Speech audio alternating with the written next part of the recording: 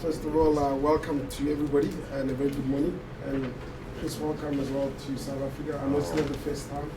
Business Connection is known very much as a technology company.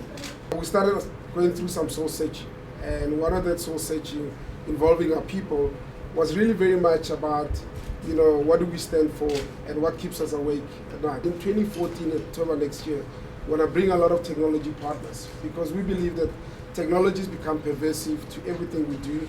It's become so much part of our lives. For us, it was important to enrich the communities by making the impossible possible through technology.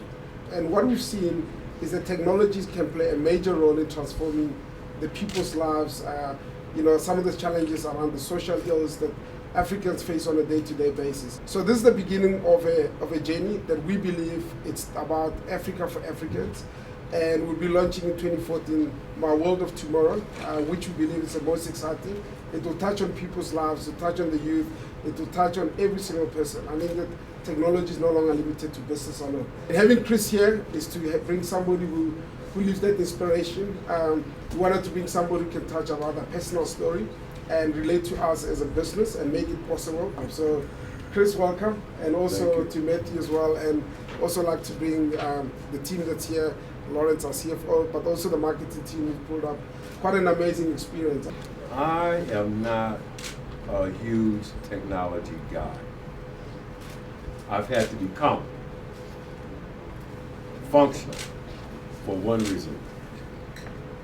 I have a 5-year-old granddaughter. And 2 years ago, I gave her her first iPad for her birthday. And what it's allowed us to do is to always to be in touch, no matter where I am on the planet.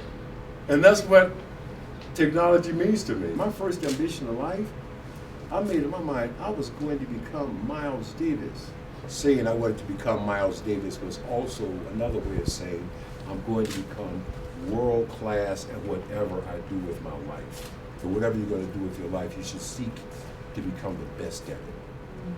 We as Business Connection want to run this conference just purely so that we can have people of South Africa and Africa walk through it and just come out of that conference feeling inspired. If you're inspired, you can move forward. You have to have that, and it can't be inspired to make money. It's got to be bigger than that. It's got to be inspired to make a difference and inspired to do things that no one else can see you doing but you. No one's got to see it but you. But as long as you're seeing it with the eyes in your soul, no one has to see it but you. It's about bringing all the technology players and making Africa the focus of what we need to do and how we can improve the people's lives on a day-to-day basis. Is there going to be a sort of an education element to it? We live in a country where perhaps the education system hasn't reached the levels from a technological perspective. I mean, we haven't really invested in international best practices and so forth. But is there sort of an element where we're going to be tapping into that and maybe trying to investigate where we could be pushing sort of that sector? Yes, so one of the communities that we are really having a big drive for within the showcase or the expo zone is public sector. And there, the health solutions and the education solutions that we want to showcase, not just the international ones, because there's some really interesting work happening throughout the continent, is going to be a big emphasis in that space. I just want to find out, a lot of technology is dependent on data and internet. I know I've traveled everywhere else and they have a lot of, we don't have it in Africa, free spots and free Wi-Fi to connect with our mobile devices and all of that. Don't you feel that that's what's the challenge for us, is that we don't have a lot of free Wi-Fi spots and free internet? Hence, so many people cannot connect with the rest of the world. No, I think if you look at most of the cables, they just go around the sea. So one of the very big example of, for somebody who travels quite a lot, it's a country like Rwanda, which is rolling out quite a lot of optic fiber.